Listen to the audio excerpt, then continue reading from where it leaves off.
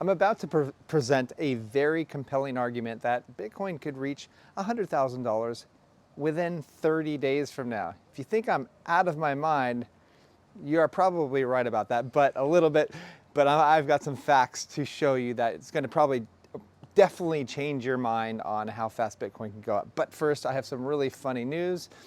The Winklevoss twins that had donated over $2 million to Trump, they gave too much money to him. So per person, you're allowed to give $844,000. So they gave way too much money. You're only allowed to give $844,000 per person to campaign donations.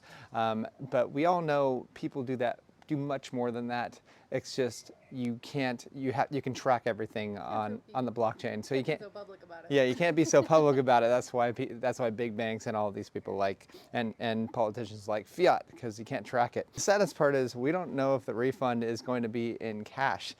They probably don't want to get cash, but it would be funny if Bitcoin skyrocketed while they're trying to get their cash back.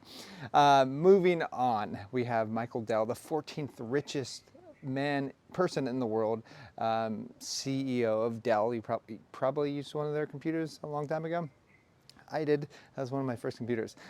So he posted a Cookie Monster eating Bitcoin, like a little Bitcoin symbol. So, which spurred a lot of people to think, oh my gosh, he bought Bitcoin.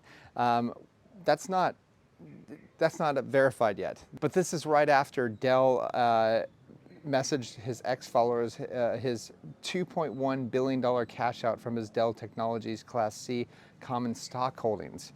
Now he said, Dell tweeted on June 21st, he says, scarcity creates value, a phrase often associated with Bitcoin due to its supply cap of 21 million. And so Michael Saylor happened to go on and say Bitcoin is digital scarcity.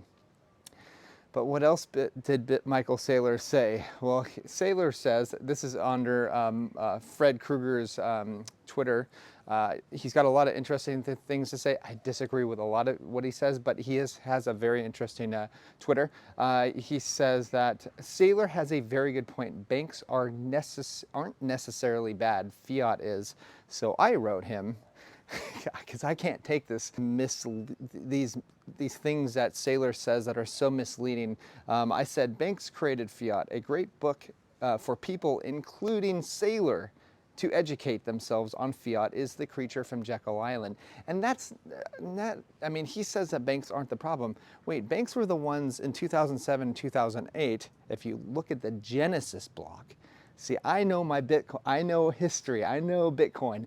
This is why I put everything into Bitcoin at the early days when I first started. It's because I believed in it, because I saw what the banks had done back in 2007, 2008, where it said, you know, these banker bailouts, they risked all this money and they got obliterated, and they had the public to bail out the banks. And they were gambling away people's retirement funds without them even knowing it. So when I see things like banks aren't necessarily bad, Fiat is, we all know who he works for, don't we? Moving on, speaking of banks, we have this is Republicans have a proposed $500 bill with Trump's face on it. This is according to Fox News. A $500 note.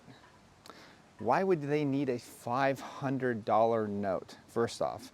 Now, I know that there was like a $1,000 note or something like that a long time ago. It kind of got phased out. I forgot who the president was on there. But there's a reason why they are probably going to need a $500 bill. It's just like here in Indonesia, we have 5,000, 10,000, 20,000, 50,000, 100,000 rupiah notes. These are just the denominations because there's so much inflation going on that they have to go ahead and do this. And it's never going to stop. And I think central banks know that it's not going to stop either, because they are printing tons of currency, fiat. So it is the bank's problems. All right, moving on. We have Creddy Bull. He's a really good guy to follow if you're into charting, if you're into understanding where the market is heading. He's taught me a lot.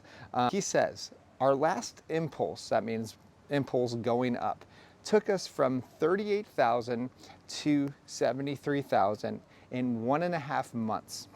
So that's about 50 days, right? So that's a $35,000 move in about 50 days.